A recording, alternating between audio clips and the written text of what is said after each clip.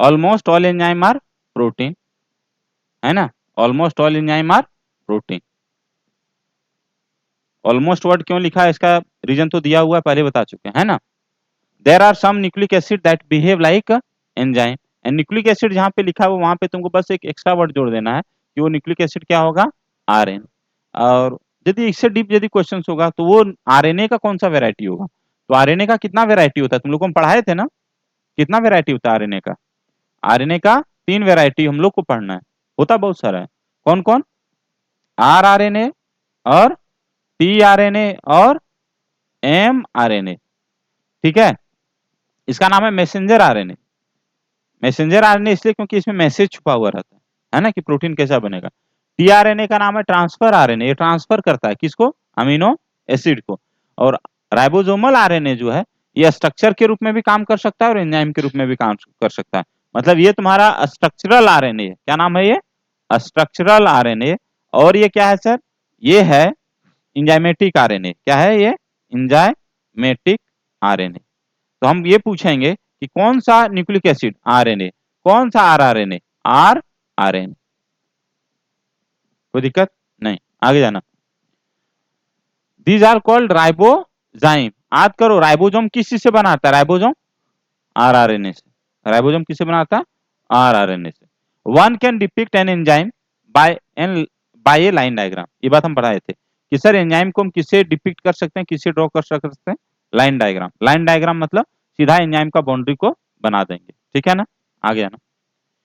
An enzyme like any protein has a primary structure. Enzyme के बारे में बोले थे ना कि एंजाइम क्या होता है, एंजाइम प्राइमरी भी हो सकता है, सेकेंडरी भी हो सकता है, टर्शियरी भी और क्वाटरनरी। लेकिन बात समझना, कौन सा एंजाइम फंक्शनल होगा, थर्ड डिग्री एंजाइम, उसी के अंदर कैविटी बनेगा। फंक्शनल जो मिनिमम सबसे छोटा एंजाइम होगा वो कौन सा होगा, थर्ड डिग्री। चलो, amino acid sequence of the protein. Enzyme क्या है, पहले एंजाइम का मतलब क्या था, प्रोटीन। तो एंजाइम इज किस चीज से बना हुआ है, प्रोटीन से। और व्हाट इज प्रोटीन, पॉलीपेप्टाइड। तो पॉलीपेप्टाइड किस चीज से बना होता है, अमीनो एसिड। हम क्या बोले, एंजाइम क्या होता है, protein. What is protein, polypeptide.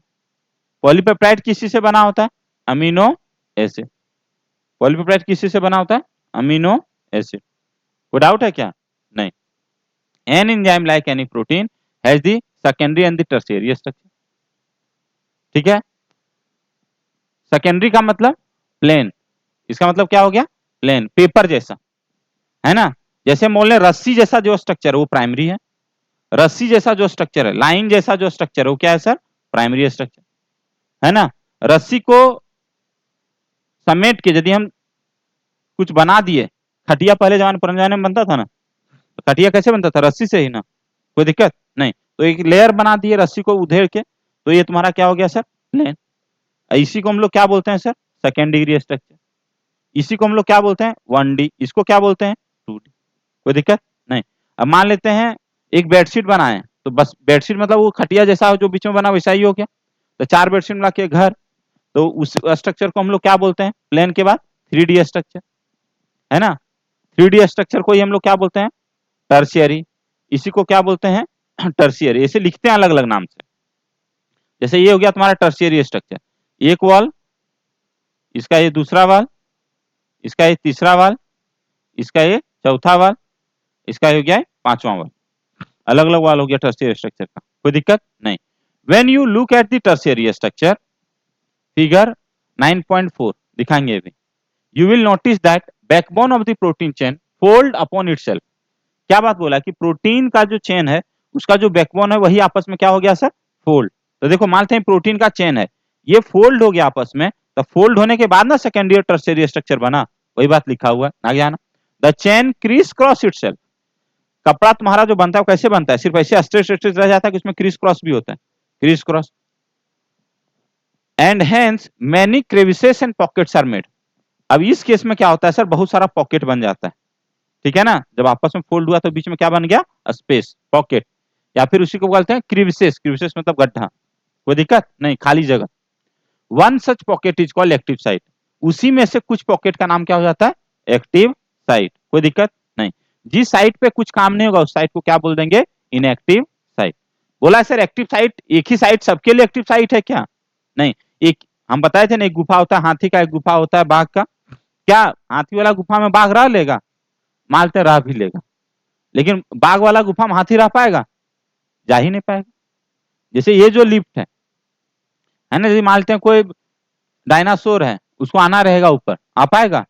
नहीं। Reason, lift is not fit for dinosaur. Same चीज है, एक एक्टिव साइट सब चीज के लिए फिट नहीं है, वही लिखा हुआ है। One such pocket is called active site. An active site of an enzyme is a crevices और pocket into which substrate fit. Substrate मतलब जो रिएक्शंस कर रहा है उसको हम लोग क्या बोलते हैं? सबस्ट्रेट। सबस्ट्रेट हम क्या बोलते हैं? सबसे पहले एक्टिव साइट पे जाएगा, फिर गन्ना खाएगा, गन्ना खाने के बाद हाथी मोटा होगा, है ना। हाथी जब मोटा हो जाएगा तो क्या बोलेगा? गन्ना खत्म, आई एम गोइंग। आगे, सच दस enzyme through their active sites catalyse the reactions at high rate. सीधा ही कंक्लूड कर दिया एनसीईआरटी। बोल सर एंजाइम को क्या फायदा होता है एक्टिव साइट से? बोले एक्टिव साइट में यदि कोई सबस्ट्रेट जाएगा तो वो ना तुरंत किस में कन्वर्ट हो जाएगा सर? प्रोडक्ट। मान लेते हैं एक हाथी गया, बोल कहाँ गया सर? एक तालाब में। तो तालाब में जाके क्या वो मोटा हो सकता है? क्यों? उसको गन्ना मिलेगा, उसको मछली मिलेगा। मछली खाता है हाथी? नहीं। सेम चीज यहाँ पे बोला हुआ है कि सर एंजाइम में जो एक्टिव साइट होता है through their active site catalyse reactions at higher rate. यदि वो एक्टिव साइट पे गया तभी उसमें कुछ चेंज होगा, अदरवाइज सबस्ट्रेट चेंज नहीं होगा। समझ में आया? आ गया ना। Enzyme catalyse differ from inorganic catalyst in many वे। देखो कैटलिस्ट मतलब होता है आग लगाने वाला, सीधा अपना देहाती भाषा में, जो आग लगा दे। कैटलिस्ट मतलब वो है जो क्या करे सर? किसी भी चीज में ना जो नहीं होना चाहिए उसको भी कर दे, उसको हम लोग क्या बोलते हैं? कैटलिस्ट। जैसे कैटलिस्ट क्या हुआ?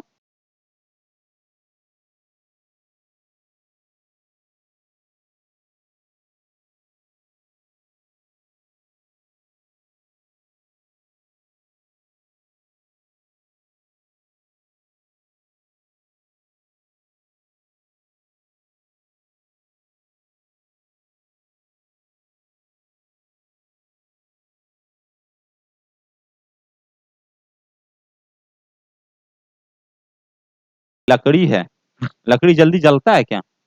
घी जो है सो जल्दी जलता है, तो आग वहां ऑलरेडी लगा रहता है, आग लगाता नहीं है घी, आग बढ़ा देता है। कोई दिक्कत नहीं। तो कैटलिस्ट भी वही काम करता है। कैटलिस्ट का मतलब क्या हुआ? ऑलरेडी वो रिएक्शन हो रहा है, बस वो रिएक्शन का रेट को बढ़ा देता है कि रिएक्शन अब जल्दी जल्दी हो जाए। कोई दिक्कत नहीं। सेम चीज है।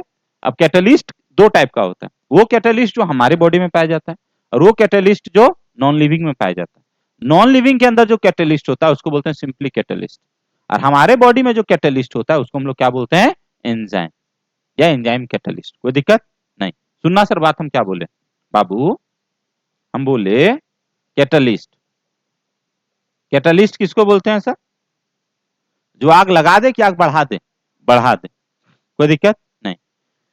आग हमारा मतलब है रिएक्शन से, जो रिएक्शन हो रहा है, मान लेते हैं, देखना इधर, ये एक रिएक्शन है। बोल क्या रिएक्शन है सर? ये देखो रिएक्शन हम यहाँ लिखते हैं। मान लेते हैं केमिकल है ए प्लस बी, वो किस में कन्वर्ट हो रहा है? सी में। ये हो रहा है, ये रिएक्शन हो रहा है। समझ में आ रहा है? ए प्लस बी एक सेकेंड में 10 को सी बनाता है। कितना?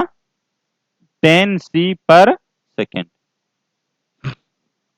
10 को सी बना रहा है कितना देर में? 10 सेकेंड, एक सेकेंड। 10 सी एक सेकेंड। कोई दिक्कत? रिएक्शन हो रहा है ऑलरेडी बाबू, कोई दिक्कत बा? नहीं। अब क्या हुआ? हम इसमें डाल दिए कैटलिस्ट। क्या डाल दिए? कैटलिस्ट, जिसका नाम क्या है सर? डी। जिसका नाम क्या है? डी। अब वो क्या किया? जैसे आया डी, ठीक है ना, तो इस रिएक्शन का रेट को कर दिया 1000, 1000 सी पर सेकेंड। ठीक है ना? समझ में आ रहा है? मतलब जितना पहले प्रोडक्ट बनता था उसका 100 गुना ज्यादा प्रोडक्ट बन रहा है। 10 का 1000 हो गया ना, 100 गुना ज्यादा बन रहा है। तो सर कैटलिस्ट आके क्या किया? रिएक्शंस का रेट को बढ़ा दिया। What is rate of reaction? What is rate of reaction? Rate मतलब होता है कुछ चीज नापने का तरीका समय के साथ, है ना। क्या रेट है? बोल किस चीज का? बोल आम का। बोला अच्छा आम का, बोला 5 रुपए किलो चाहे 5 रुपए पीस। समझ में आ रहा है? जब हम किसी के रिस्पेक्ट में कुछ चीज मेजर करते हैं उसको हम लोग क्या बोलते हैं? रेट। कोई दिक्कत है क्या? नहीं। अब सुनना, हम बोले ए बी मिलके क्या बन गया? सी। कोई डाउट है? नहीं। बिना कैटलिस्ट का ही रिएक्शन हो रहा था, पहले मेरा बात समझना। कैटलिस्ट का काम रिएक्शंस करवाना है कि रिएक्शंस का रेट बढ़ाना है? रेट बढ़ाना, ठीक है ना। यहाँ पे जो सी है तुम्हारा वो प्रोडक्ट है। कितना प्रोडक्ट बना 1 सेकेंड में? 10। कितना प्रोडक्ट बना? 10। मंदबुद्धि है। कितना प्रोडक्ट बना? 10। कितना देर में? 1 सेकेंड। 1 सेकेंड में, कोई दिक्कत नहीं। जब हम उसमें क्या डाल दिए? कैटलिस्ट। कैटलिस्ट का नाम क्या है? डी। हम एंजाइम नहीं बोल रहे हैं, हम वर्ड क्या बोल रहे हैं? कैटलिस्ट। कैटलिस्ट, हम इसमें कैटलिस्ट डाल दिए। कैटलिस्ट का नाम है डी, कोई दिक्कत नहीं। फिर से हम बोल रहे हैं, सुनना मेरा बात को, ये जो डी कैटलिस्ट है ये रिएक्शंस का रेट को बढ़ाया। बोल कैसे? बोल अब ना 1000 बन रहा है तुम्हारा सी। सुनना मेरा बात सर, अब आपको मेरे को एक बात बताइए, वो डी है क्या? डी क्या है? जब हम डी पढ़ा रहे हैं ना, what is the D sir? बोल डी जानना है सही से बोलो। डी जो है ना एक एंजाइम है। क्या है? एक एंजाइम। बोल अच्छा एंजाइम है, बोल ठीक। फिर दूसरा एक आंसर किया, D can be chemical. D can be chemical. दोनों का व्याख्या कीजिए कि सुनना। यदि ये लिविंग के अंदर कैटलिस्ट के रूप में कोई चीज काम कर रहा है तो उसको हम लोग बोलेंगे एंजाइम। और यदि ये नॉन लिविंग के अंदर, मतलब टेस्ट ट्यूब है ना, लैब में यदि ऐसा कुछ कोई केमिकल कर रहा है तो उसको सिंपली हम लोग क्या बोलते हैं? केमिकल। या यदि नॉर्मल सेंस में बोले तो ये डी क्या है तुम्हारा? कैटलिस्ट। कैटलिस्ट दो टाइप का, living catalyst and non living catalyst. कोई दिक्कत नहीं, पढ़ना sir. But one major difference, देखो यहाँ पे enzyme catalyst differ from inorganic catalyst in many ways, but one major difference needs mention। एक जो सबसे बड़ा डिफरेंस है यहाँ पे मेंशन करना जरूरी है। Inorganic catalyst work efficiently eight high temperature and high pressure, while enzyme gate damage eight high temperature and high pressure. दोनों बात ठीक है ना। हम वर्ड क्या बोल रहे समझना। जैसे मान लेते हैं आयरन फर्नेस, छोड़ो हम तुमको बताते हैं, घर तरफ ना मूर्ति बनाने वाला आता है। मूर्ति बनाने वाला क्या बोलता है? हम मूर्ति बनाते हैं, बोल किस चीज से? तांबा से, एल्युमिनियम से बनाने वाला आता है मूर्ति बनाने वाला। वो लोग क्या करता है, तांबा एल्युमिनियम को ना तुरंत गला देता है, पिघला देता है। कैसे पिघलाता है? तुरंत मेल्ट कर देता है। कैसे? तुम तांबा एल्युमिनियम दिए उसको लाके, उसमें एक केमिकल डालेगा, तुरंत वो पिघल जाएगा। फिर उसको तुरंत ना एक मिट्टी होता है, उस मिट्टी में डाल देता है, मूर्ति का शेप बना के उसमें भर देता है बॉयल किया हुआ, तुरंत उसमें क्या बन के निकल जाता है? मूर्ति। कोई दिक्कत नहीं। तो वो तांबा या एल्युमिनियम को मेल्ट कैसे करता था? टेम्परेचर बढ़ा के कि कैटलिस्ट डाल के? कैटलिस्ट। अब कितना टेम्परेचर पे वो काम करता था? बहुत ज्यादा टेम्परेचर, बहुत ज्यादा टेम्परेचर पे। तो वही बात बोला है। अच्छा वो लिविंग था कि नॉन लिविंग था? मूर्ति तो नॉन लिविंग होता है। नॉन लिविंग तांबा को जलाया या गलाया, कैसे गलाया सर? एंजाइम डाल के? नहीं, कैटलिस्ट डाल। कैसा कैटलिस्ट था वो? इनऑर्गेनिक। कैसा कैटलिस्ट था? इनऑर्गेनिक। फिर से सुनना एक बात मेरा, क्या वो बात है? एक बात बताना, हम लोग बुखार में क्यों परेशान हो जाते हैं? बुखार में इसलिए परेशान हो जाते हैं, बोल सकते क्यों? कि देखिए बुखार यदि बढ़ गया ना तो हमारा शरीर में हर रिएक्शन एंजाइम से कंट्रोल है, और हमारे शरीर में 1 सेकंड में लाखों रिएक्शंस होता है। बात समझना हम क्या बोल रहे हैं? हर सेकंड में कितना रिएक्शंस हो रहा है? लाखों। और हर रिएक्शंस के लिए क्या है? एंजाइम। बिना एंजाइम का हर रिएक्शन हमारा बॉडी का क्या हो जाएगा? स्लो। कि रुक जाएगा? स्लो होगा। बिना एंजाइम का रिएक्शंस क्या होगा? स्लो होगा, रुकेगा नहीं। अब सुनना, हमारे बॉडी में यदि टेम्परेचर बढ़ेगा तो टेम्परेचर बढ़ने से क्या होता है इसको समझना। प्रोटीन जो है हमारे बॉडी का, कोई भी प्रोटीन टेम्परेचर बढ़ाते हैं तो डीनेचर हो जाता है। क्या वर्ड हम बोले? डीनेचर। प्रोटीन बढ़ा, टेम्परेचर बढ़ाने से प्रोटीन क्या हो जाता है? D nature. डीनेचर्ड मतलब अपना नेचर को खो देता है। तो प्रोटीन का नेचर क्या है? टेम्परेचर बढ़ाने से, समझना, प्रोटीन ना सबसे पहले रहेगा, मान लेते हैं फोल्ड डी, तो हो जाएगा 3D में, फिर हो जाएगा 2D में, और फिर हो जाएगा 1D। ये काम कब होगा? जब टेम्परेचर हम इंक्रीज करें, ठीक है ना। किसी भी तरीके से टेम्परेचर बढ़ाओगे तो प्रोटीन क्या हो जाएगा? 4D से कन्वर्ट हो जाएगा 3D में, फिर 2D में, फिर 1D में। अब एक्टिव साइट कब बनेगा? जब वो फोल्ड होगा। और फोल्ड कब होगा? जब वो बनाएगा 3D। उससे पहले फोल्ड होगा नहीं। कोई दिक्कत नहीं। अब हम टेम्परेचर बढ़ा दिए, टेम्परेचर क्यों बढ़ाए सर? क्योंकि हमारे शरीर में क्या हो चुका है? फीवर। जब भी हम टेम्परेचर इंक्रीज करेंगे हमारे बॉडी में जो 4D प्रोटीन है वो कन्वर्ट हो जाएगा किसमें? 2D में 1D में। तो हमारा कोई भी प्रोटीन अब एंजाइम रहेगा नहीं। हमारे बॉडी का एंजाइम यदि खराब हो जाएगा, डिनेचर्ड हो जाएगा, तो क्या होगा दिक्कत? हमारे बॉडी का जितना भी रिएक्शन है सब क्या हो जाएगा? स्लो। तो यदि रिएक्शन स्लो हो जाएगा तो हमारा सेल को जिंदा रखने के लिए जितना रिएक्शन का जरूरत है तो उतना सेल जिंदा रहेगा नहीं, तो हमारा बॉडी का धीरे धीरे सेल मरने लगेगा। ये काम कब होगा?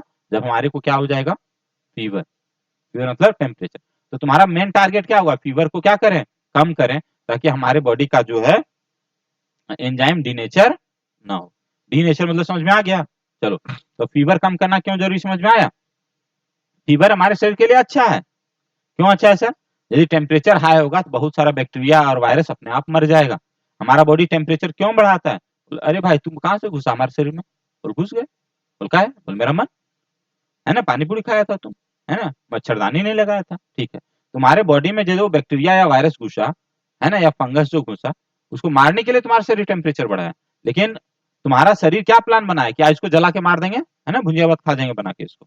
नहीं। लेकिन क्या हुआ तुम्हारे साथ? कहानी ये हो गया कि भाई तुम्हारा बॉडी का खुदे का एंजाइम मर जाएगा। समझ में आ रहा है? तो पहले लोग को समझ में नहीं आता था। जैसे पहले क्या बोलता था? अरे सर्दी खांसी बुखार हो गया, जाने दो, दवा खाने का तुरंत जरूरत नहीं है। अब क्या बोलते हैं? दवा खा लो। क्यों? क्योंकि सर्दी खांसी बुखार में तुरंत चेहरा में तेरा बच जाता है कि नहीं? क्यों बच जाता है? समझ में आ गया? बहुत सारा सेल हमारा तो वैसे ही मर जाता है। कोई दिक्कत है? नहीं। पढ़ना सर आगे। Well enzyme get damaged at high temperature above 40 degree. आ गया ना? कुछ बैक्टीरिया है जो धरती में शुरू पे आया हुआ। शुरू में क्या था? बहुत गर्म था। बैक्टीरिया रहने सीखा होगा, उसको आदत लग गया। बोल क्या? बोल तुम कितना भी टेम्परेचर बढ़ा दो हम मरेंगे नहीं। ऐसा नहीं है, वो हम लोग से डबल टेम्परेचर पे जिंदा रह सकता है। 100 डिग्री सेल्सियस पे जिंदा रह जाएगा। जैसे राजगीर वाला जो पानी गर्म है ना, तो उस गर्म पानी में भी तुमको क्या मिल जाता है? बैक्टीरिया। कौन बैक्टीरिया? पुराना कि नया बैक्टीरिया? पुराना बैक्टीरिया। पुराना बैक्टीरिया को क्या बोलते हैं? आर्के बैक्टीरिया। यू मतलब एडवांस बैक्टीरिया, है ना। पुराना बैक्टीरिया जो है सो ज्यादा टेम्परेचर पे जिंदा रह सकता है, क्योंकि वो एडप्ट कर लिया कि भाई हम जब धरती पे आए थे तो टेम्परेचर बहुत गर्म था, उसमें भी हमको रहने में कोई दिक्कत नहीं हुआ था। आगे है ना। However, enzyme isolated from organisms which normally live under extreme high temperature. Example, hot vents. Hot vent क्या होता है? समुद्र में हॉट मतलब गर्म, वेंट मतलब वेंटिलेटर, है ना। गर्म पानी नीचे से निकल रहा है, ऐसा लग रहा है कि गर्म पानी का वेंटिलेटर लगा दिया। वेंटिलेटर मतलब क्या होता है? वेंटिलेटर का हिंदी होता है रोशनदान। रोशनदान का मतलब जो रोशनी, रोशनी मतलब लाइट, वेंटिलेटर, ठीक है। आ गया ना। सल्फर स्प्रिंग, सल्फर स्प्रिंग का एग्जांपल हो गया sulphur. Are stable and retain even at high temperature up to 100 to 90 degree Celsius. हम लोग का डबल टेम्परेचर बोले है ना, मतलब 100 to 90 पे भी इस बैक्टीरिया का एंजाइम खराब नहीं होता। आगे जाना सर। थर्मल स्टेबिलिटी इज दस an important qualities of such an enzyme isolated from thermophilic organism. अरे यार क्या वर्ड बोला है? वर्ड समझना, क्या वर्ड बोला है? वर्ड समझना, वर्ड वर्ड वर्ड बोला है कि थर्मल स्टेबिलिटी होता है टेम्परेचर, टेम्परेचर पे भी ये क्या है? स्टेबिलिटी, है ना, स्टेबल है। इज दस important qualities of such enzyme. वो एंजाइम जो इस सब ऑर्गेनिज्म में पाया जाता है, ये सब ऑर्गेनिज्म जिंदा क्यों है? क्योंकि उसका एंजाइम काम है कि काम नहीं कर रहा है? काम कर रहा है। बिना एंजाइम के काम के हम लोग जिंदा नहीं रह पाएंगे, क्योंकि हम क्या बोले, हमारे बॉडी का हर रिएक्शन किससे कंट्रोल है? एंजाइम से, है ना। बिना एंजाइम के हम लोग क्या हो जाएंगे? स्लो, है ना। स्लो मोशन में करके नाम लिखने की कोशिश करेंगे, लिख पाएंगे? दिन भर में यहाँ से यहाँ तक हाथ आएगा, कोई दिक्कत नहीं। बोला sir thermal stability is the important quality किसका? ऑर्गेनिज्म का कि एंजाइम का? एंजाइम का। ये एंजाइम जो टेम्परेचर में क्या है? Stable, isolated from thermophilic organism. Thermophilic organism मतलब वो ऑर्गेनिज्म जिसको थर्मो मतलब क्या हुआ? टेम्परेचर, फिलिक मतलब क्या हुआ है? लव, जिसको टेम्परेचर से प्यार है, वैसे ऑर्गेनिजम्स में जो एंजाइम होते हैं वो थर्मल स्टेबल होते हैं। थर्मल क्या होते हैं? स्टेबल। कोई डाउट है क्या? नहीं। यदि मेरा बात के ऊपर ध्यान से सुनना, पूरा लाइन में जो लिखा हुआ है उसको एकदम जस्ट द कंक्लूड कर रहे हैं। Almost all enzyme are protein. फिर there are some nucleic acid. Nucleic acid में क्या हो गया? आरएनए, है ना। आरएनए में कौन सा आरएनए, कितना टाइप का आरएनए, 3 टाइप का, rRNA, mRNA and tRNA that behave like किसके enzyme, they are called ribozyme. Doubt नहीं। One can depict an enzyme by किससे लाइन डायग्राम।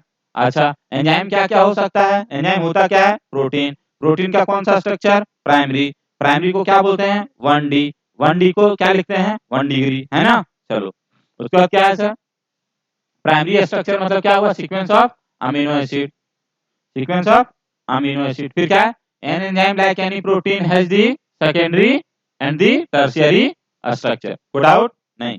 सेकेंडरी स्ट्रक्चर मतलब प्लेन, टर्शियरी स्ट्रक्चर मतलब स्पेस, क्वाटरनरी स्ट्रक्चर मतलब 4D। कोई दिक्कत नहीं। When you look at the tertiary structure, जब हम tertiary structure देखें नहीं देखेंगे, you will notice that backbone of the protein chain folded upon itself. Protein chain का जो backbone आपस में क्या हो जाता है fold. The chain crisscross itself and hence many crevices and the pockets are made. बहुत सारा उसमें गड्ढा और पॉकेट बन गया। उसी में से एक पॉकेट को हम लोग क्या बोलते हैं एक्टिव साइट। कोई दिक्कत नहीं। एक्टिव साइट वो जगह होता है जहां पे क्या फीड करता है substrate. Thus enzyme through their active site catalyze reactions at high rate. Active site में क्या होता है जो रिएक्शंस होता है वो फास्ट होता है कि वहीं से स्टार्ट होता है फास्ट होता। आ गया ना एंजाइम कैटालाइज। अच्छा एंजाइम जो है एंजाइम कैटालिस्ट और क्या होता है इनऑर्गेनिक कैटालिस्ट जो नॉन लिविंग पाया जाता है, दोनों में क्या डिफरेंस है बहुत सारा डिफरेंस है, लेकिन एक मेजर डिफरेंस क्या है एंजाइम जो है ज्यादा टेम्परेचर पे काम नहीं करेगा जबकि इनऑर्गेनिक कैटालिस्ट ज्यादा टेम्परेचर पे काम करेगा। कोई दिक्कत है क्या नहीं। आ गया ना।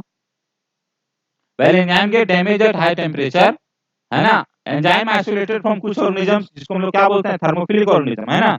उसका एंजाइम क्या होता है सर थर्मोस्टेबल। कोई दिक्कत कोई डाउट है। इस ऑर्गेनिजम्स का नाम क्या है, वो ऑर्गेनिजम्स किसी ऑर्गेनिज्म का नाम बताओ जिसमें एंजाइम ज्यादा टेम्परेचर, इसका नाम है थर्मोफिलस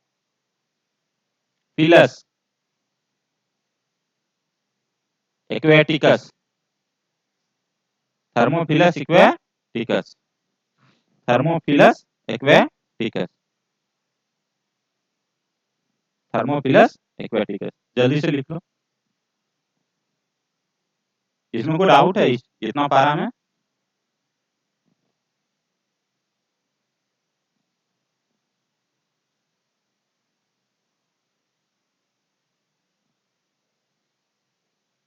केमिकल रिएक्शन क्या होता है chemical reaction, what is chemical reaction, what is chemical reaction बोलो जल्दी। क्या होता है chemical reaction, reaction chemical reactions क्या होता है, पहले रिएक्शंस क्या होता है इंटरेक्शंस ऑफ टू थिंग।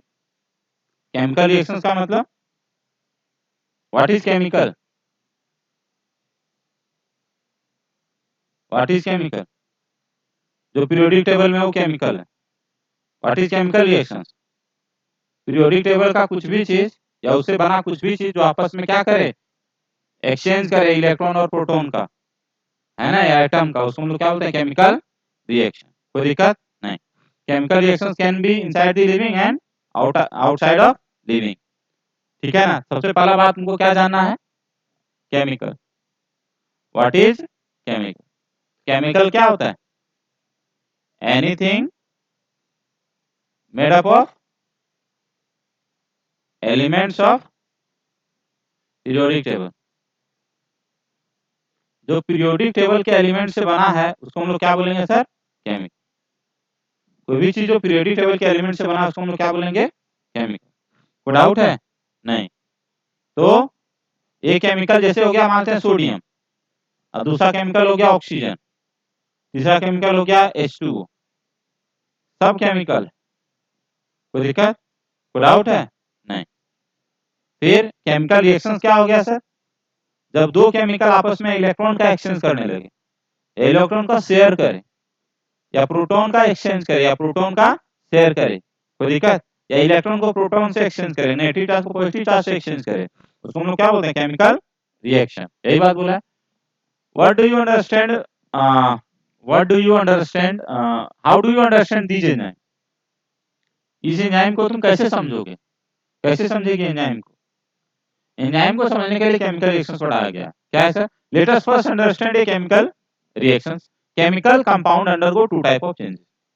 कोई भी केमिकल कंपाउंड है, केमिकल कंपाउंड वर्ड बोल दिया मतलब एलिमेंट नहीं है, ग्रुप ऑफ क्या हो गया? एलिमेंट। ये फिजिकल चेंज एंड दूसरा क्या है सर? Chemical change. वर्ड समझना, ये physical change simply refers to, physical change का मतलब उसका फिजिकल स्ट्रक्चर बदल है। समझना बात को।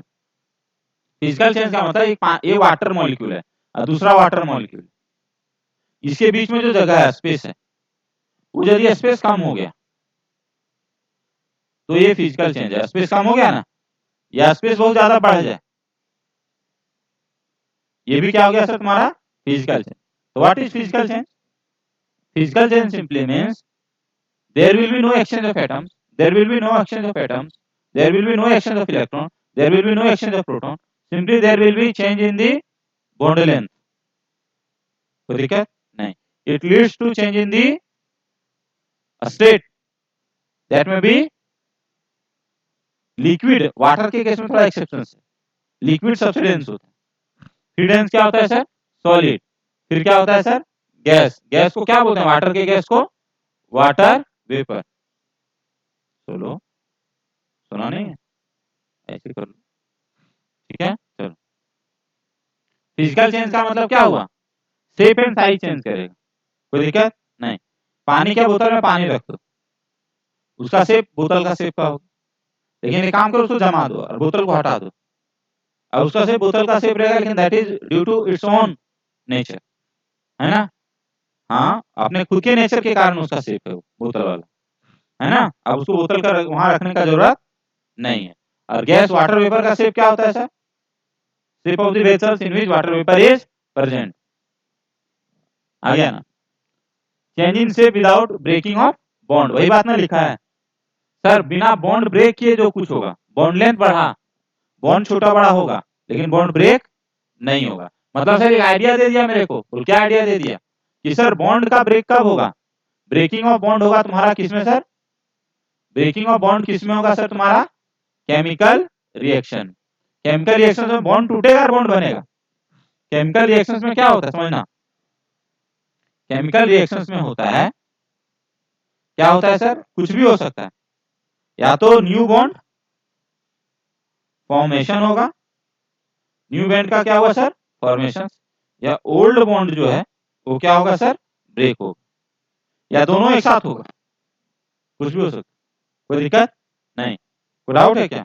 नहीं sir, this is a physical process, जिसको हम लोग रिएक्शंस बोल रहे हैं, फिजिकल रिएक्शंस को हम लोग सिंपली क्या बोलते हैं? प्रोसेस। आ गया ना? Another physical process is a change in the state of matter when ice melt into water और when water becomes vapour. These are also called physical process. However, when bonds are broken and new bonds are formed during a transformations, it will called a chemical reactions. For example, क्या है ये?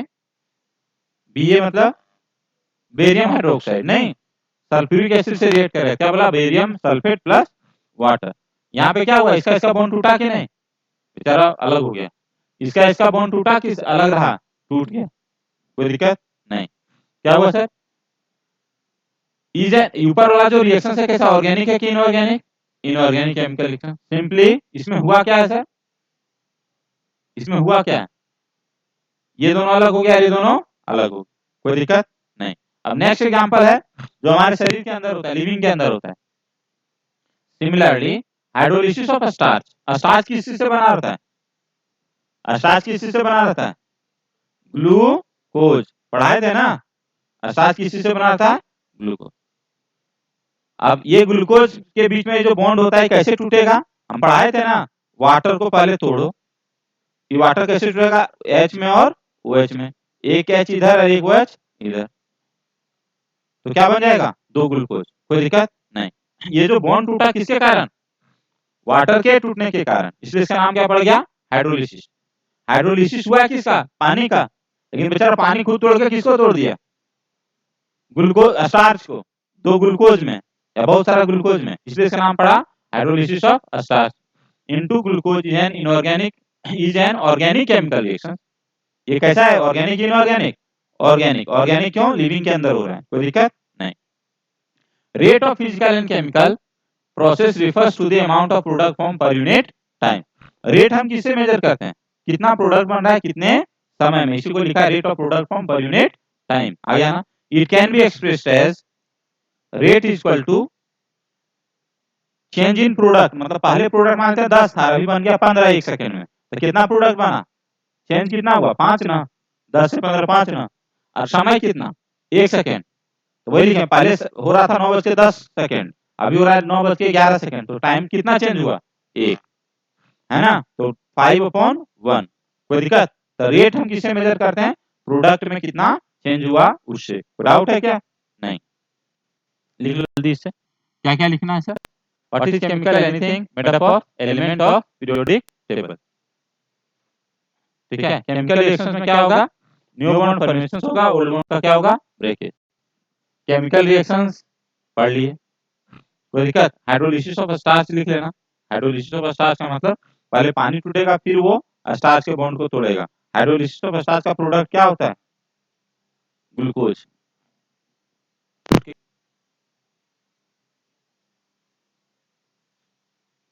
Rate can also be called velocity if the direction is specified, है ना, यदि speed है उसका direction verify कर देते हैं तो वो भी वेलोसिटी हो जाता है।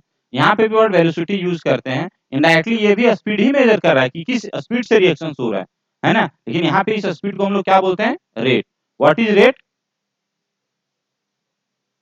Product formed upon time. इस लाइन के लिए क्या वर्ड हम लोग यूज करते हैं, पर, है ना, कोई दिक्कत नहीं, आ गया ना। Rate of physical and chemical process are influenced by temperature. Physical and rate जो है किसी भी रिएक्शंस का किस पे डिसाइड होता है सर, टेम्परेचर से। क्या बोला है, rate of physical and chemical process, चाहे वो प्रोसेस फिजिकल प्रोसेस रहे या केमिकल प्रोसेस रहे, वो किससे इन्फ्लुएंस होता है, टेम्परेचर। जैसे बताता हूँ, इसमें ना एक बात तुम लोगों को नहीं बताता हुआ, थोड़ा सोचना कि मान लेते हैं आइस है, ये वाटर में कन्वर्ट होगा, कैसे कन्वर्ट होगा, आइस से वाटर, जब टेम्परेचर जो होगा वो कितना हो जाएगा, 0 से ज्यादा। अरे 0 डिग्री सेल्सियस पे बर्फ जमता है कि नहीं जमता है, 0 से ज्यादा हो जाएगा तो किसमें कन्वर्ट हो जाएगा सर, वाटर, वाटर में कन्वर्ट हो जाएगा। अब सुनना, मान लेते हैं इसको, यही बर्फ को, एक बर्फ को हम रख दिए राजस्थान में, कहां पे रख दिए, राजस्थान, और दूसरा बर्फ को रख दिए कश्मीर में, तो कहां पे जल्दी पानी बनेगा, राजस्थान। मतलब जल्दी बनना, मतलब जल्दी हमारा प्रोडक्ट यहाँ पे क्या है, वाटर। यही बोला है rate can be called velocity if direction is specified. ठीक, फिर बोला है रेट, रेट जो है फिजिकल रहे चाहे केमिकल प्रोसेस रहे, यहाँ पे जो प्रोसेस हो क्या है, फिजिकल है कि केमिकल है, फिजिकल प्रोसेस। फिजिकल प्रोसेस का भी रेट कौन इन्फ्लुएंस कर रहा है सर, टेम्परेचर, टेम्परेचर कर रहा है ना, केमिकल का तो करेगा ही करेगा, कोई दिक्कत नहीं, आ गया ना। Among the other important factor, ये जनरल रूल ऑफ थंब बोला है सर, तो मान के चलो, क्या मान के चलो सर, रेट डबल्स और डिक्रीजेस, या तो रेट डबल हो जाएगा, या तो डबल जब होगा मतलब ये बढ़ रहा है कि कम हो रहा है, डबल मतलब ये बढ़ रहा है, और decreases by half for every 10 degree Celsius change in either direction.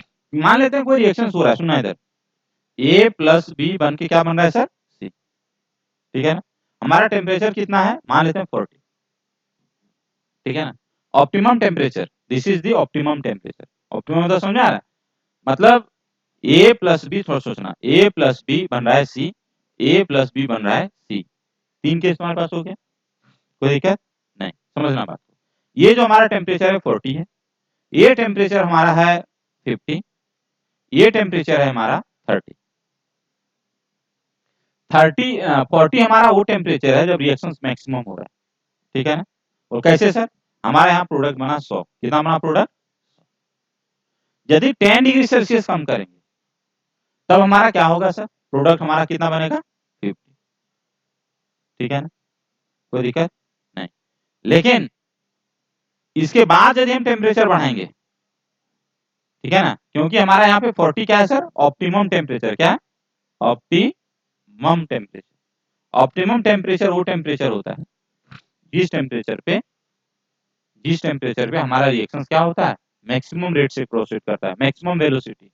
Rate को ही ना वेलोसिटी बोलते हैं। रेट और वेलोसिटी में कोई डिफरेंस है क्या यहाँ पे? बस डायरेक्शंस का बोल दिया सर, डायरेक्शन पता है तो रेट इज वेलोसिटी, कोई दिक्कत नहीं। अब सर हम बोल दिए कि ऑप्टिमम टेम्परेचर पे वो जो 40 डिग्री सेल्सियस है इस पे कितना प्रोडक्ट बन रहा है, 100। तो ऑप्टिमम के बाद टेम्परेचर बढ़ा देने से भी इस पे कोई फर्क पड़ेगा क्या? नहीं, इस पे कोई फर्क नहीं पड़ेगा। मतलब सर आप बताना क्या चाह रहे हैं? हम तुमको कंफ्यूज करने की कोशिश करें कि यहाँ क्या जो स्टेटमेंट है उसको समझो, समझ में आ रहा है? मान लेते हैं अभी हम एसी लगा दिए, पंखा लगा दिए, अच्छे से पढ़ा रहे हैं शांति से, ठीक है ना, एकदम खूब शांति से पढ़े, तुम 18 घंटा पढ़े आज, ठीक है ना। मान लेते हैं कल एसी को हम यहाँ शिमला बना दें, इस जगह को क्या बना दें, शिमला, एकदम ठंडा। तो क्या क्या तुम 26 घंटा पढ़ दोगे या 36 घंटा पढ़ दोगे 24 घंटा में? नहीं, हमारा जो मैक्सिमम कैपेसिटी वो कितने घंटे का है, मान लेते हैं 18 घंटे का, कोई दिक्कत नहीं। अब यदि तुम शिमला से इसको फिर से राजस्थान बनाओगे तो तुम्हारा एफिशिएंसी 18 से कितना आ सकता है, 12 आ सकता है, 9 आ सकता है, 10 आ सकता है, 15 आ सकता है, लेकिन 18 से ज्यादा पॉसिबल नहीं। हम क्या बोले उसमें ना, ऑप्टिमम टेम्परेचर, ऑप्टिमम मतलब वो मैक्सिमम, मैक्सिमम एफिशिएंट जो एनवायरनमेंट है वो कितना है सर, ए बी को सी में कन्वर्ट करने के लिए 40 डिग्री सेल्सियस। कितना बना सर ये, 100। कितना प्रोडक्ट बना, 100, कोई दिक्कत नहीं। अब इसका उल्टा जाना, मान लेते हैं प्रोडक्ट है जिसका नाम है ए बी और सी बना, तो ए और बी मिलके सी बना रहा है, टेम्परेचर हम कितना कर दिए सर, 30। तो एक बात बताना, हमारा ऑप्टिमम कंडीशंस बता दिया कि 40, तो 30 पे कभी भी 100 प्रोडक्ट तो नहीं बनेगा। 10 डिग्री का चेंज किए प्रोडक्ट कितना हो जाएगा, हाफ। लेकिन मान लेते हैं इसके बाद भी हम टेम्परेचर बढ़ाएंगे तो क्या फर्क होगा, लॉस होगा, क्योंकि हमारा ऑप्टिमम टेम्परेचर है। ऑप्टिमम टेम्परेचर के इधर उधर टेम्परेचर पे हमारे को क्या होगा, घाटा होगा, हमारे को क्या होगा, घाटा। कोई दिक्कत नहीं। यहाँ पे जो प्रोडक्ट बनेगा वो क्या बनेगा, लेस देन 100, लेस देन क्या बनेगा, 100। आप सुनो दूसरा केस, यहाँ जो बताना चाह रहा है, बोला ये है कि हम लोग जो रिएक्शंस कराते हैं, रिएक्शंस कहाँ पे कराते हैं, रूम टेम्परेचर। कितना टेम्परेचर पे, room temperature. And what is that room temperature, 25। 25 25 से यदि 10 हम कम करेंगे, मतलब ये जो हमारा रेफरेंस लेना है वो किस पे रेफरेंस लेना है सर, तुम्हारा रूम टेम्परेचर पे। ये बात जानना जरूरी, को नहीं बताएगा, हम इसलिए बात बता रहे हैं। रूम टेम्परेचर के रेफरेंस पे यदि 10 टेम्परेचर कम करेंगे तो हमारा रिएक्शन क्या हो जाएगा, आधा, और 10 टेम्परेचर बढ़ाएंगे तो रिएक्शन क्या हो जाएगा, डबल। कोई दिक्कत, समझ में आया बात, समझ में आया कि नहीं आया, आया सर आ गया। Catalysed reactions proceed at rate vastly higher than that of the uncatalysed one. बुरा बात समझना, बोल सर क्या कि ए और बी ये रिएक्शन सी में कन्वर्ट हो रहा है। ऐसे रिएक्शंस जब बिना एंजाइम के, बिना कैटलिस्ट के प्रेजेंस में होगा, ऐसे रिएक्शंस को हम लोग क्या बोलते हैं, अनकैटालाइज्ड। क्या बोलते हैं, अनकैटालाइज्ड रिएक्शन। कोई दिक्कत नहीं। ये रिएक्शंस हो रहा है कि नहीं हो रहा है, हो रहा है सर, ये रिएक्शंस हो रहा है। अब ये रिएक्शंस है जिसमें ए और बी कन्वर्ट हो रहा है सी, लेकिन यहाँ पे क्या आ गया तुम्हारा, एंजाइम। यहाँ पे क्या आ गया, एंजाइम। और वो एंजाइम क्या कर रहा है सर, ये एंजाइम सर रिएक्शंस के रेट को, मतलब प्रोडक्ट के फॉर्मेशंस के वेलोसिटी को बहुत ही ज्यादा कर देता है। कोई दिक्कत नहीं। मान लेते हैं यहाँ पे प्रोडक्ट बन रहा है 1 और यहाँ पे प्रोडक्ट बनने लगे 1 लाख, उसे ऐसा विश्वास करना, बोल कर सकते हैं। एंजाइम के पास इतना कैपेसिटी, एंजाइम के पास इतना कैपेसिटी है कि जो रिएक्शंस हो रहा है उसी रिएक्शंस को लाखों टाइम्स बढ़ा सकता है।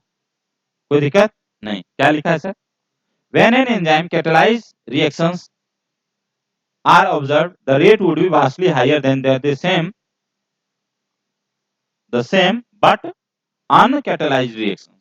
कोई दिक्कत, कोई दिक्कत नहीं। सर एंजाइम उसी रिएक्शंस को बढ़ाएगा, एंजाइम उसी रिएक्शंस के रेट को बढ़ाएगा जो पहले क्या था, अनकैटलाइज्ड। कोई दिक्कत नहीं। सर क्या क्या यहाँ पे बात समझना है तुमको, तुमको समझना है सर कि दो चीज।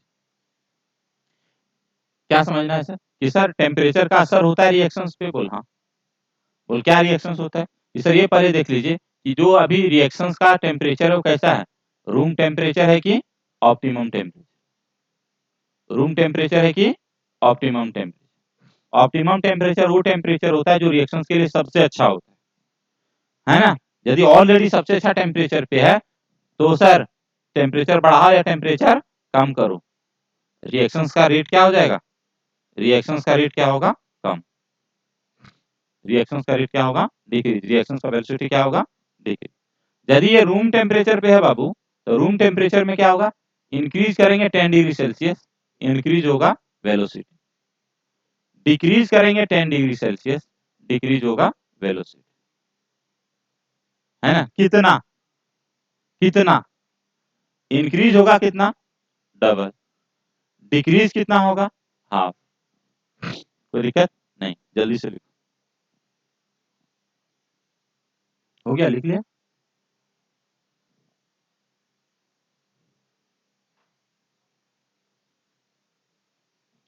कैटालाइज्ड रिएक्शंस प्रोसीड एट, ये तो पढ़ चुके हैं ना पूरा।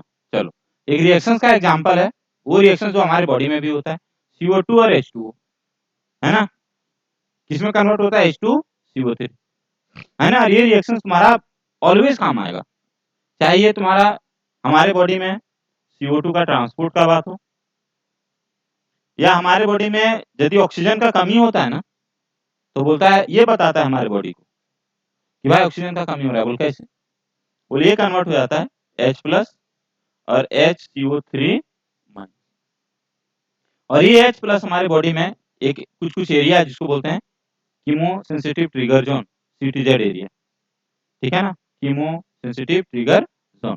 वहां पे जाकर स्टूडेंट करता बोलता भाई H+ बहुत हो गया, बोल काय हो गया H+ भाई, बोले तुमको पता, बोल नहीं पता है, बोले H2CO3 जो है ना, बोल हाँ, बोलो ज्यादा हो गया, तो बोल हम H+ में कन्वर्ट हो गए तो HCO3 माइनस में, बोल ठीक है, अब हम H+ हमारे पास आ रहे हैं, बोल क्या कि हमारा ना जनसंख्या बढ़ गया, बोल क्या करना है, बोल कम करो, बोल कैसे कम होगा, बोले एक तरीका है क्या कि CO2 को क्या करो, वॉश आउट कर दो, कोई दिक्कत नहीं, CO2 को वॉश आउट करने का तरीका मतलब बाहर निकालो, बाहर निकालना ही क्या कहलाता है, हाइपर वेंटिलेशन, क्या कहलाता है, हाइपर वेंटिलेट करो, हाइपर वेंटिलेट करो, ज्यादा वेंटिलेट करो, बार बार वेंटिलेशन दो, कोई दिक्कत नहीं, समझना सर।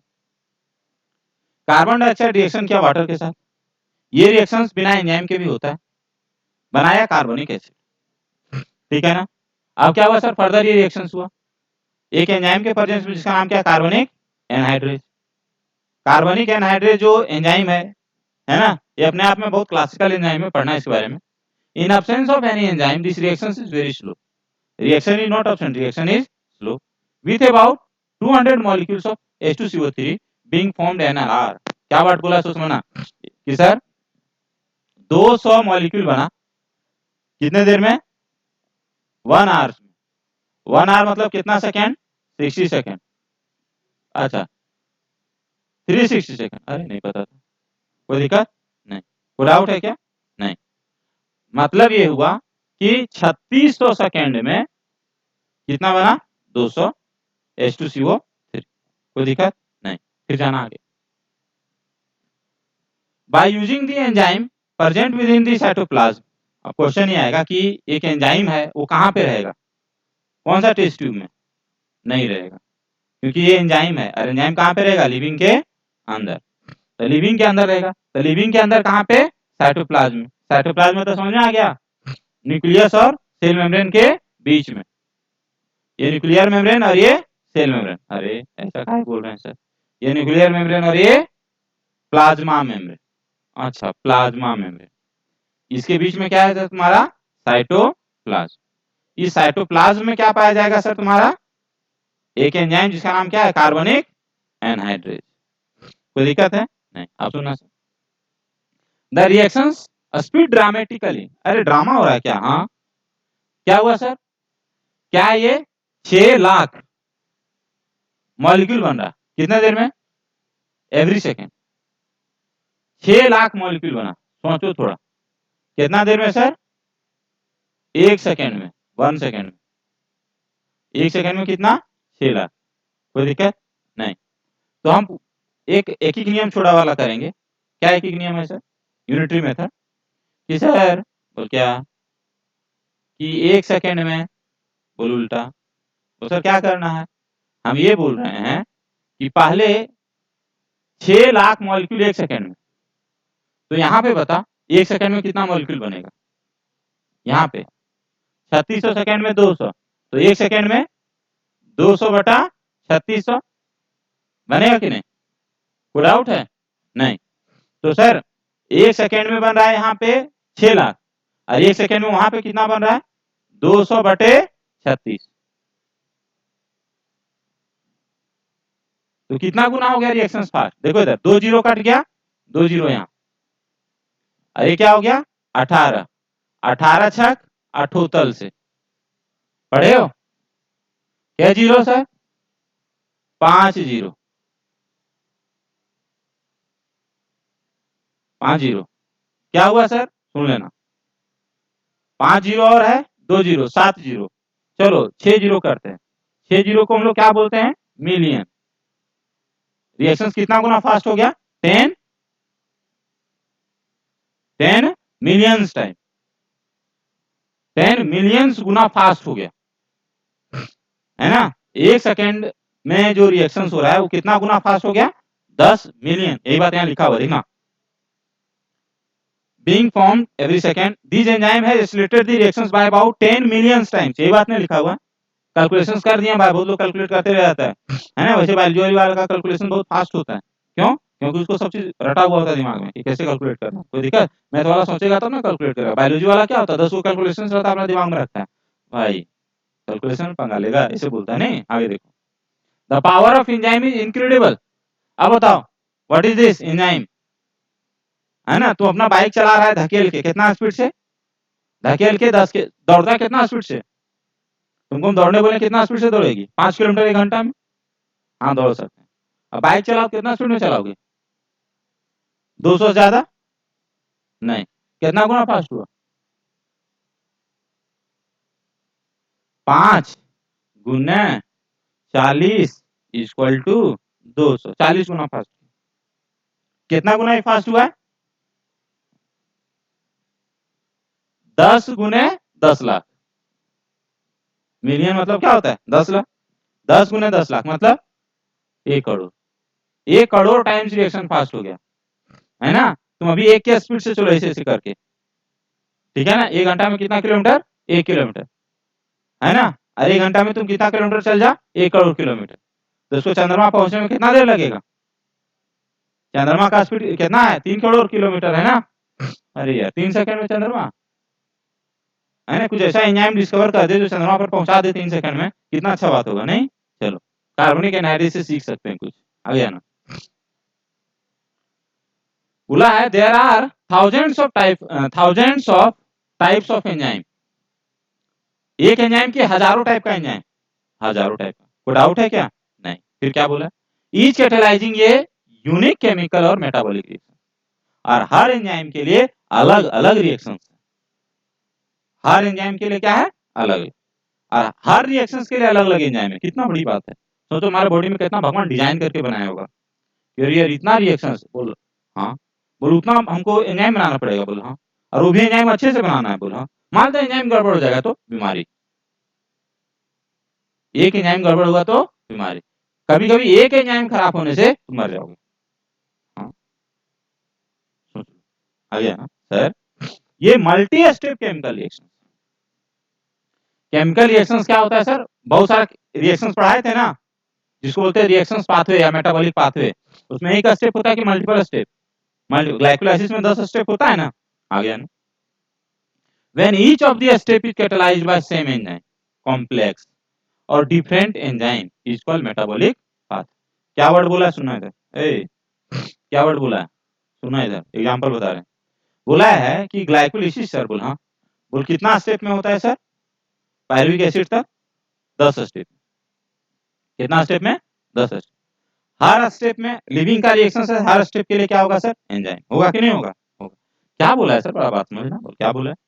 बोला ये है कि जब मल्टीपल स्टेप रिएक्शंस हो रहे हैं, बोल ठीक, और हर स्टेप के लिए क्या है सर? अलग अलग एंजाइम है। तो एक बात बताना, अलग अलग एंजाइम जो है यदि एक ही सीरीज ऑफ रिएक्शंस में है तो अलग अलग एंजाइम पकड़ के ला सकता है, बोल हाँ लाएगा। लेकिन जो एडवांस रहेगा वो क्या करेगा?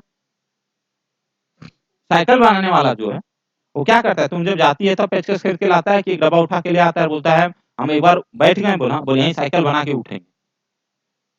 ऐसा करता है कि नहीं साइकिल वाला? साइकिल वाला क्या, पंचर बनाने वाला क्या करता है, टायर को खोलने वाला ले आता है, टायर को छीलने वाला ले आता है, चिपकाने वाला ले आता है ना, बोल्ट ले आता है, नट ले आता है, रेंच ले आता है कि तुरंत खोल के एक बार बैठेंगे और वैसे बना के उठेंगे, है ना। मम्मी लोग जब खाना बनाती क्या करती, खाना चढ़ा जाती कि वहां पे दुकान, चावल दे दीजिए भैया, हाँ, फिर आई घर, फिर थोड़ी देर बाद भैया दाल दे दीजिए, अरे मैडम अभी अब नहीं, दे दीजिए चावल दाल, और बाद भैया नमक, भैया पानी, ऐसा तो नहीं करती है ना, वो किचन को बना लेती। व्हाट इज दैट किचन,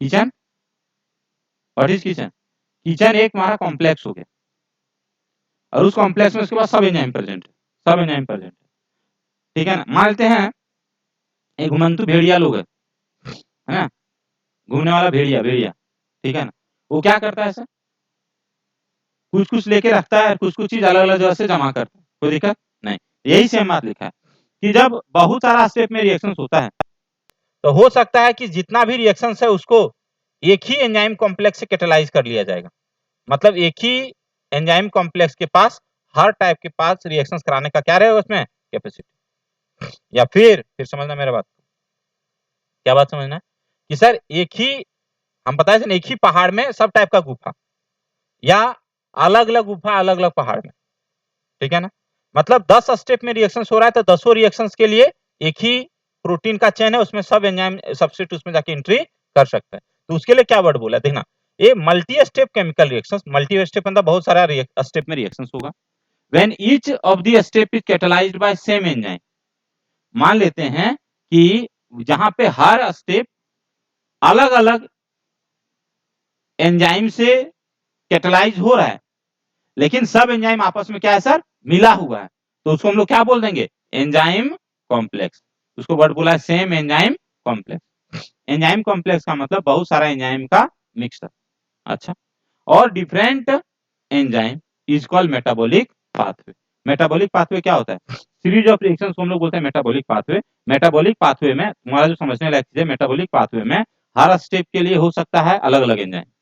अब सब एंजाइम या तो अलग अलग प्रेजेंट रहेगा, या सब एंजाइम एक ही में मिल के प्रेजेंट रहेगा। यदि मिल के प्रेजेंट रहेगा उसको बोलेंगे एंजाइम कॉम्प्लेक्स, यदि अलग अलग रहेगा तो उसको बोलेंगे सिंपली अलग अलग एंजाइम, कोई दिक्कत नहीं। मतलब एनसीईआरटी जो इतना बकवास किया ना उसको थोड़ा इजीली कर सकता था, क्या आसान कर सकता था, in a metabolic pathway all the step may be catalyzed by same enzyme complex or by different enzymes।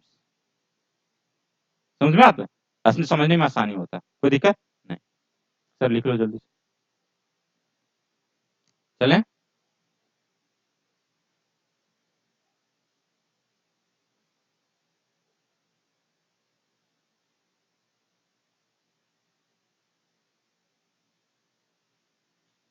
देखो ग्लूकोज से ग्लाइकोलाइसिस एक मेटाबॉलिक पाथवे है।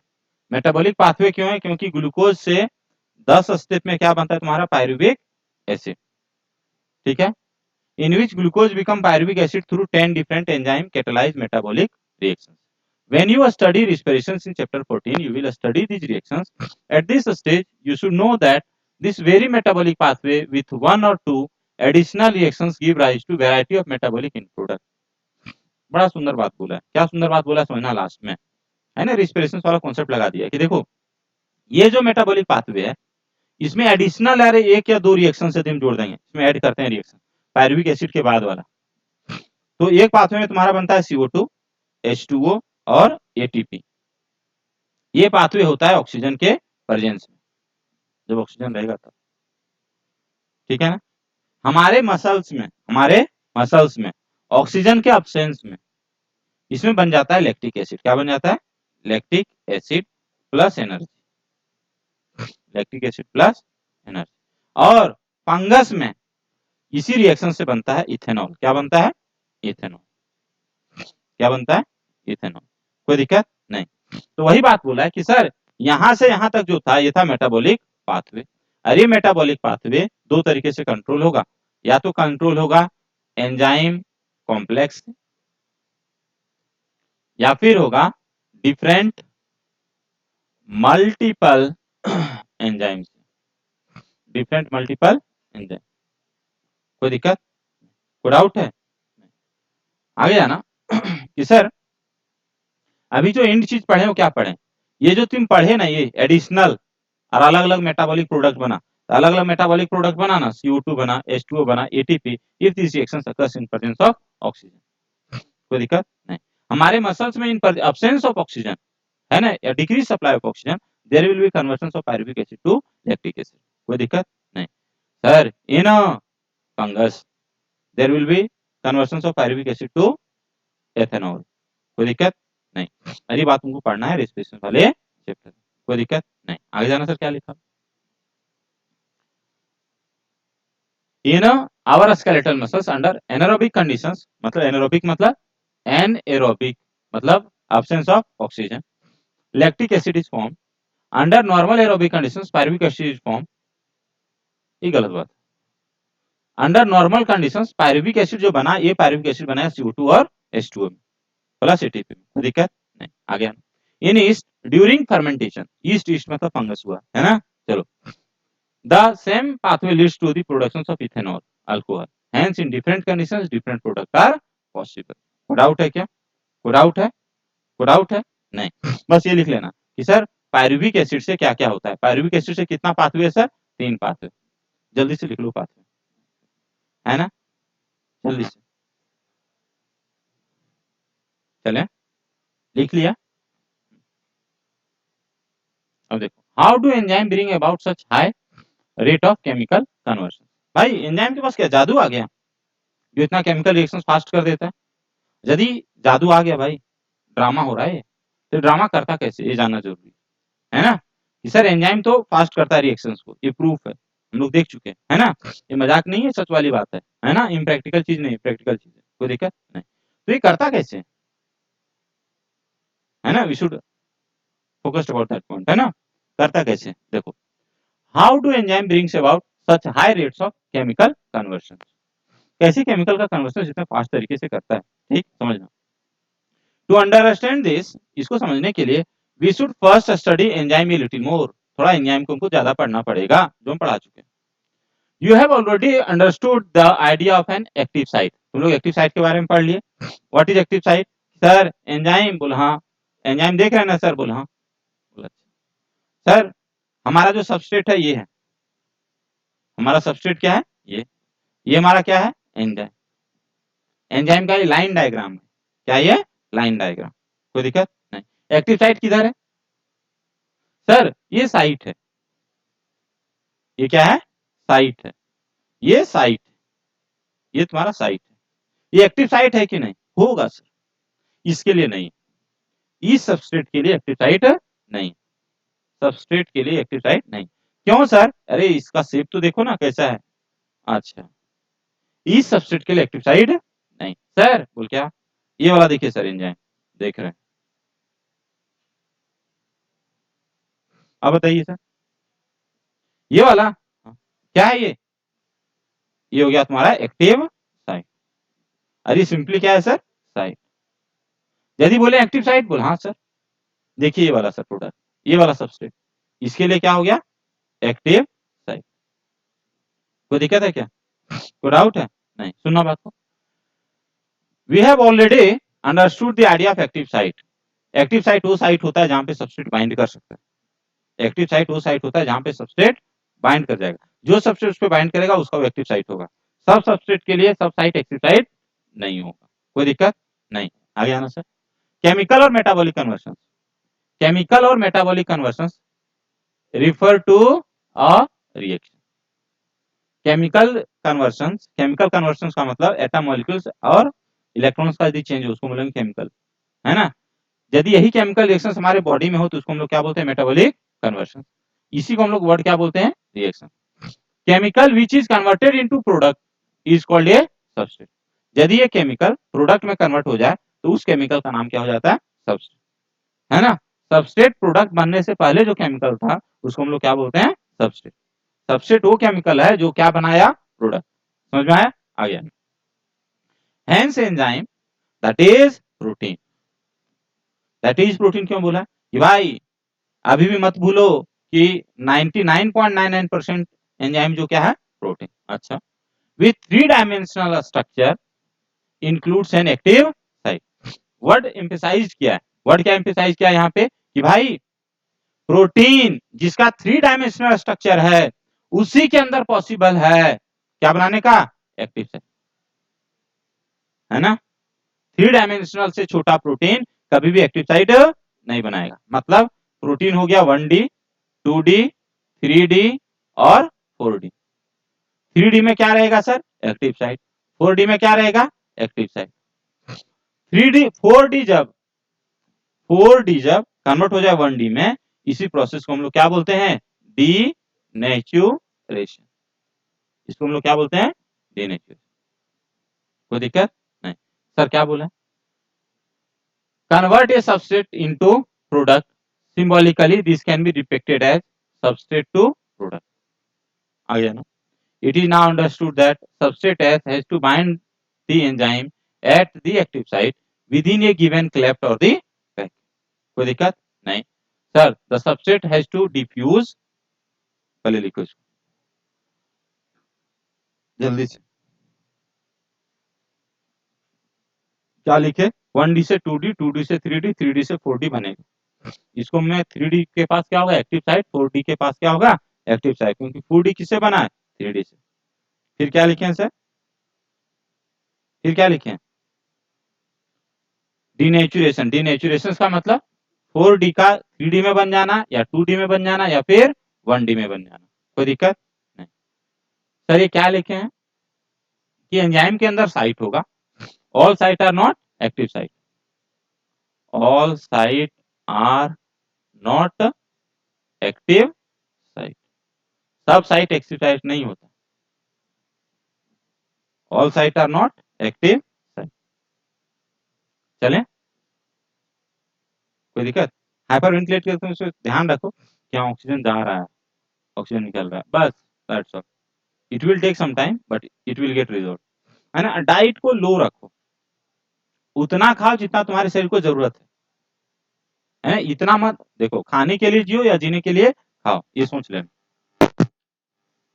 स्टूडेंट मतलब खाने के लिए जियो, जीने के लिए खाओ, मजा आएगा, है ना। चले आगे।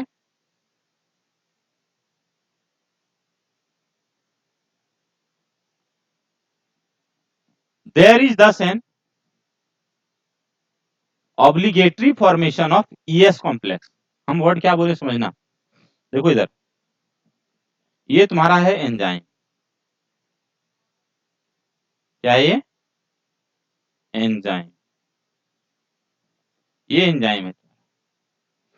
इसका जो सबसे सुटेबल सबस्ट्रेट होगा वो कैसा होगा, तो सोचना थोड़ा, ऐसा होगा ना। इधर देखो एंगल बनाया है और इधर एंगल नहीं है, ये सबसे सुटेबल सबस्ट्रेट, कोई दिक्कत नहीं। ये तुम्हारा क्या हुआ सर, सबस्ट्रेट, और ये क्या हुआ तुम्हारा, एक्टिव साइट, कोई दिक्कत। फिर वर्ड पे ध्यान देना,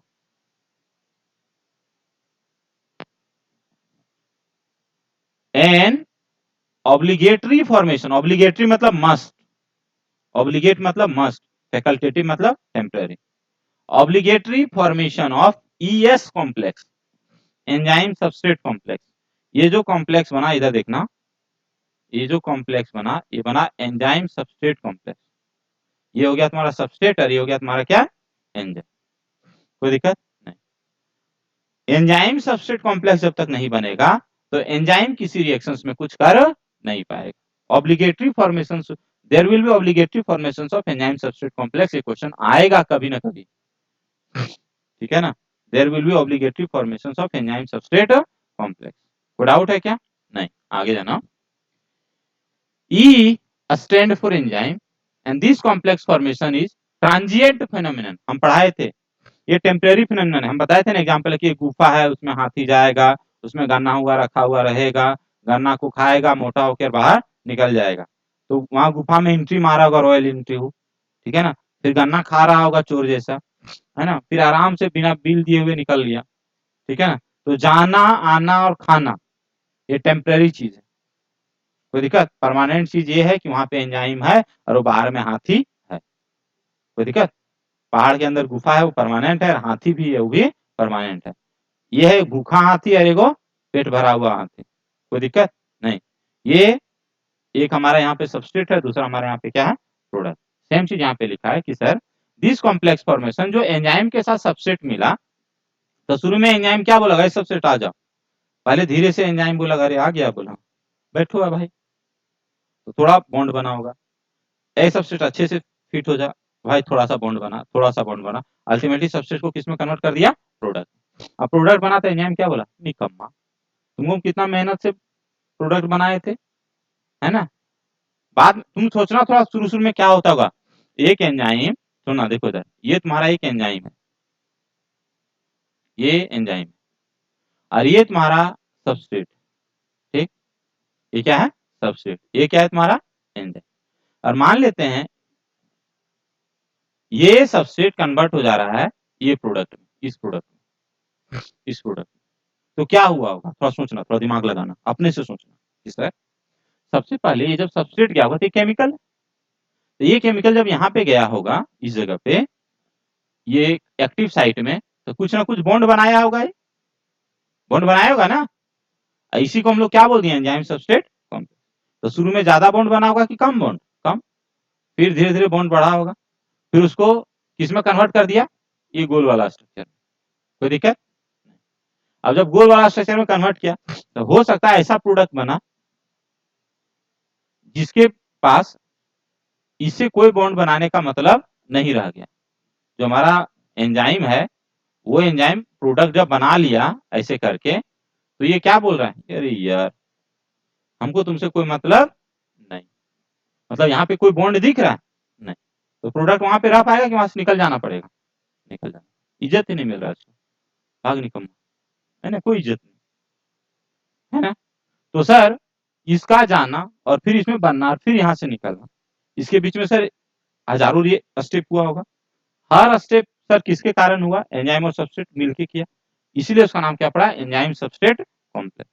कोई दिक्कत, अरे टेम्पररी है कि परमानेंट है, टेम्पररी स्टेप, परमानेंट ये है कि पहले एक सबस्ट्रेट था, बाद में किसमें कन्वर्ट हो गया, वो प्रोडक्ट, ये है परमानेंट, कोई दिक्कत नहीं। अब समझना सर क्या लिखा हुआ है, during the state where substrate is bound to enzyme active site, a new structure of the substrate called transition state structure is formed। कितना सुंदर बात बोला है, कितना सुंदर बात बोला, बात को समझना कि भाई सर बोल क्या, बोल ये सबस्ट्रेट यहाँ पे गया, बोल हाँ, बोल सीधा क्या प्रोडक्ट का फॉर्म ले लिया क्या, नहीं प्रोडक्ट का फॉर्म लिया, बोल कैसे, कि जानते हैं शुरू में ये ना ऐसे था, मतलब पहले गोल किधर हुआ, ऊपर के नीचे, ऊपर फिर नीचे गोल, ठीक है ना, कोई दिक्कत नहीं, यही बात यहाँ पे बोला है कि सर ये new structure of substrate called transition state structure of substrate is form, ये क्या हो गया इसका, ट्रांजिशन स्टेट वाला सबस्ट्रेट, कोई दिक्कत नहीं, और ये किसमें कन्वर्ट हो गया, प्रोडक्ट, कोई दिक्कत, कोई डाउट है नहीं।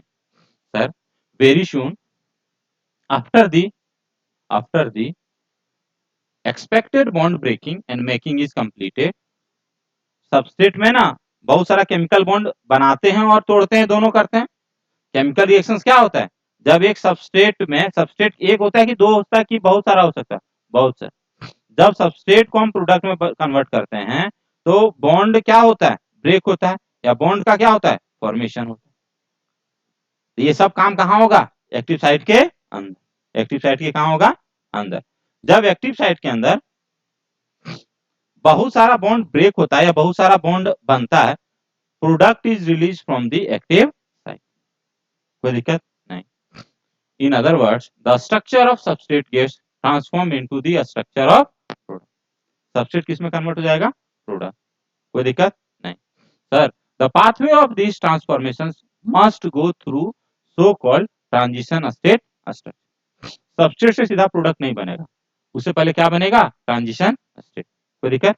There could be many more altered structure state between stable substrate and product, हम क्या पढ़ाए थे, याद करो पिछला क्लास में बोले थे substrate and product both are stable, transition state में भी स्टेबल, बोल नहीं, it will be unstable, that's why that unstable structure is getting converted into a stable product, कोई दिक्कत नहीं। the stable structure substrate and the product implicit in this statement is fact that all other intermediate structure structural state are unstable. ये statement लिखा हुआ है ना कि substrate और प्रोडक्ट के बीच में जितना भी ट्रांजिशन स्टेट बनेगा वो सब क्या रहेगा, अनस्टेबल। इसीलिए अनस्टेबल को हम लोग किस में बनाते हैं, stable. Sir stability is something related to energy status of the molecule और द स्ट्रक्चर। हम पढ़ाए थे ना पोटेंशियल एनर्जी से जोड़ के कि सर पोटेंशियल एनर्जी यदि कम रहेगा तो इसी को हम लोग क्या बोलते हैं, स्टेबल क्या अनस्टेबल, स्टेबल। और ज्यादा रहेगा तो उसको क्या बोलते हैं, अनस्टेबल। कोई दिक्कत नहीं sir. Hence we can look at this pictorially through a graph look like something as in figure 9.6। ये 9.6 वाला जो ग्राफ है इसके थ्रू हम इसको समझाए थे पहले ही अपने ग्राफ बना के, कोई दिक्कत नहीं। खैर हम समझा देंगे फिर से, ठीक है, लिख लो इतना।